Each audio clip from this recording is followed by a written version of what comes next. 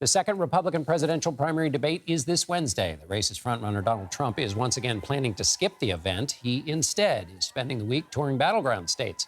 The former president was in South Carolina Monday. As we mentioned earlier, he'll be in Michigan Wednesday to speak to striking auto workers. CBS News chief Washington correspondent Major Garrett joins me now. Major, a long opening question about the role of the commander-in-chief. After the January 6th attack on the Capitol, Trump administration officials authorized Joint Chiefs of Staff Chairman Mark Milley to call Chinese officials to reassure them that the U.S. would not wage war. Trump said Friday that that was an act, quote, so egregious that in times gone by, the punishment would have been death.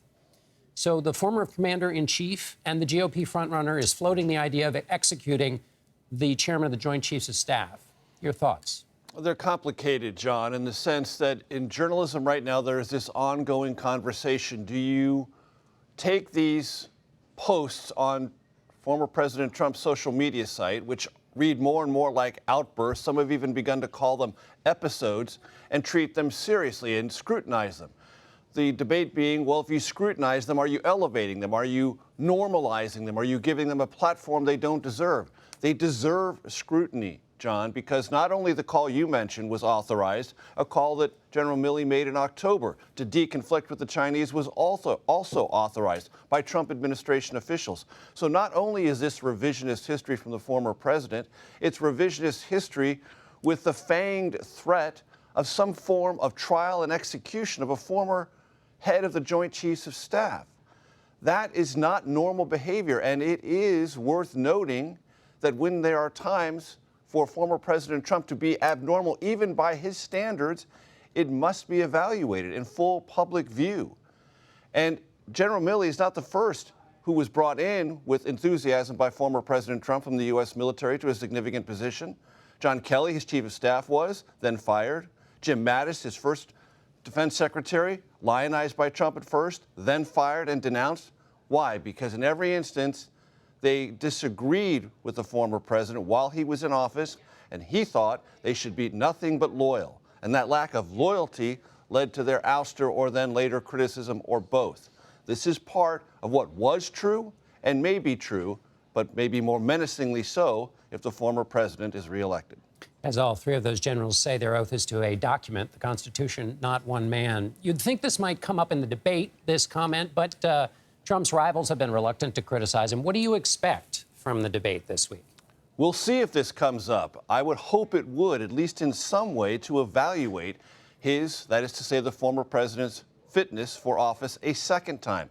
Other things you know will come up, immigration. And in that regard, I hope someone brings up what the former president said last week, that if he's reelected, he will invoke the Alien Enemies Act from 1798 and immediately begin deportations of anyone who is a non-citizen, John, above the age of 14, suspected of any involvement in drug running or cartel activity. A non-citizen, that's a population of some 22 million, anyone suspected could be arrested, detained, and deported. Is that what the Republican Party actually stands for in terms of immigration? Maybe that will come up. The UAW strike will clearly come up. Bidenomics will come up. What will be important is to see if anyone differentiates themselves about what Trump is and may be and how they might be better. As you mentioned, the UAW strike, Trump will counter-program his party by speaking in Detroit to auto workers while that debate is going on. What do you make of that trip and the politics underneath it that are, about Michigan, about union households, competition with the president, which feels like already the general election has started? How do you wrap your mind around all that? No doubt. I've been talking to Democrats about this for the last 3 or 4 days, and they do give the former president grudgingly high marks for political shrewdness, getting out in front of the Biden White House, announcing a trip to the picket line or at least to nearby area in Detroit to talk about this, appeal to rank and file UAW members.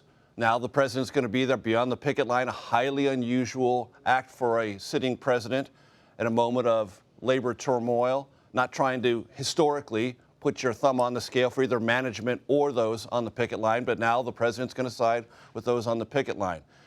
The White House is late to this, but is eager for a contrast between this president's record and the former president's record when it comes to labor rights, labor protections, and the like. They were slow off the mark, but they believe they will get the better of this in the immediacy of this week. And if there's a deal, also saying this is the most pro-union president in American history, and though late to the issue initially, caught back up. Chief Washington correspondent Major Garrett in Washington. Thanks a lot, Major. Sure.